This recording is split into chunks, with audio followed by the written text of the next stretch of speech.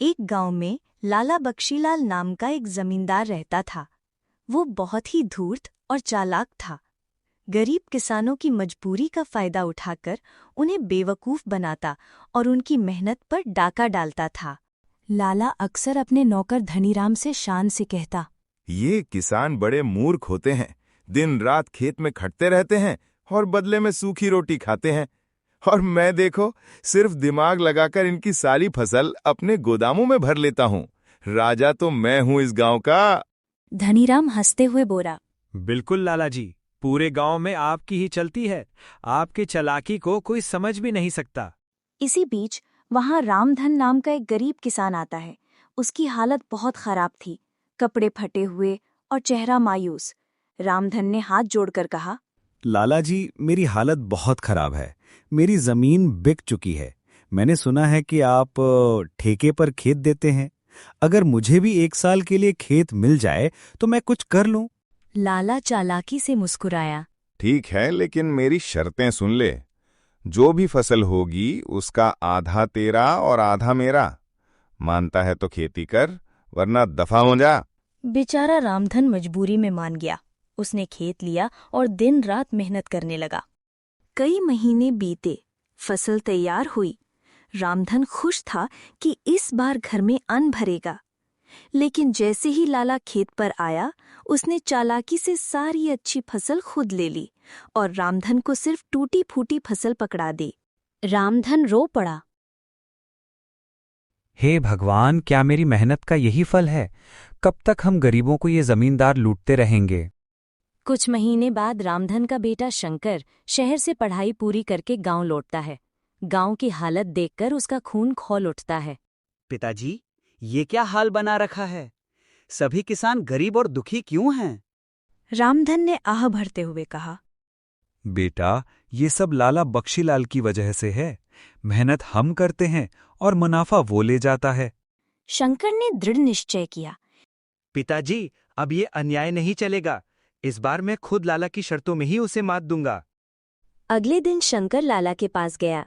लाला जी, इस बार मैं आपकी जमीन ठेके पर लेना चाहता हूँ। लाला हंस पड़ा। हाँ हाँ, अब तू करेगा खेती।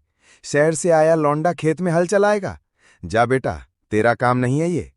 शंकर बोला, नहीं लाला जी, मैं किसान का बेटा हूँ। खेती मेरा खून में है। आप शर्त बताइए। लाला ने मन ही मन सोचा। ये भी अपने बाप की तरह धान ही लगाएगा। मैं इसे इस बार पक्का लूट लूंगा।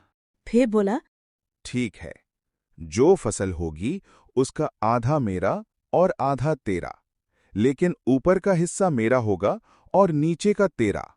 शंकर मुस्कुराया और शर्त मान ली। लेकिन उसने धान नहीं लगाया, मूली की खेती कर डाली।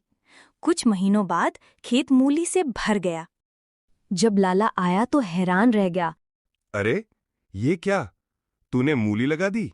शंकर ने कहा, हाँ लाला जी, आपकी शर्त के अनुसार ऊपर का हिस्सा आपका और नीचे का मेरा। तो मूली यानी असली फसल नीचे है और ऊपर की पत्तियां आप ले जाइए। लाला आग बबूला हो गया, लेकिन कर कुछ न पाया। लाला ने सोचा, इस बार इसे नहीं छोड़ूंगा। अगली बार उसने कहा, ठीक है शंकर, इस बार नीचे का हिस्सा मेरा होगा और ऊपर का तेरा। शंकर ने इस बार गेहूं बोया। कुछ महीनों बाद सुनहरी बालियां लहराने लगी। शंकर ने कहा, लाला जी, आपकी शर्त याद है? नीचे का हिस्सा आपका, ऊपर का मेरा। तो भूसा और जड़ें आपकी और गेहूं की बालियां मेरी। लाला के पैरों तले जमीन खिसक गई। लाला तिल मिला उठा। उसने आखिरी चाल चली। ठीक है लड़के, इस बार ऊपर का और नीचे का हिस्सा दोनों मेरा होगा, बीच का तेरा। शंकर मुस्कुराया और इस बार गन्ना लगाया। जब फसल तैयार हुई तो लाला खेत पर आया और दंग रह गया। अरे, ये क्या? गन्ने का ऊपर का पत्ता और नीचे की जड़ मेरे हिस्से में, और मीठा गन्ना तेरे पास। शंकर ने कहा, जी हाँ लाला जी, शर्त तो आपकी ही थी। अब आप अपना ऊपर और नीचे ले जाइए और मैं गन्ना लेकर चलता हूँ। लाला गुस्से में कांप उठा। धनीराम, ये लड़का तो मुझे हर बार मात दे रहा है। कुछ देर चुप रहने के बाद लाला बोला, नहीं धनीराम, अब बस। मैंने सारी उम्र इन किसानों को लूटा, लेकिन इस लड़के ने मेरी आंखें खोल दीं। मेहनत का असली हकदार किसान ही है। अब से मैं किसी गरीब का हक नहीं मारूंगा। सबको उनकी जमीन और मेहनत का पूरा फल मिलेगा। गांव में खुशियों की लहर दौड़ गई। किसान अब खुले दिल से खेती करने लगे। रामधन ने गर्व से कहा, बेटा, तूने हमारी इज्जत लौटा दी। आज से गांव के हर किसान को उसका हक मिलेगा। इस तरह शंकर की बुद्धि और हिम्मत ने पूरे गांव को नया जीवन दिया।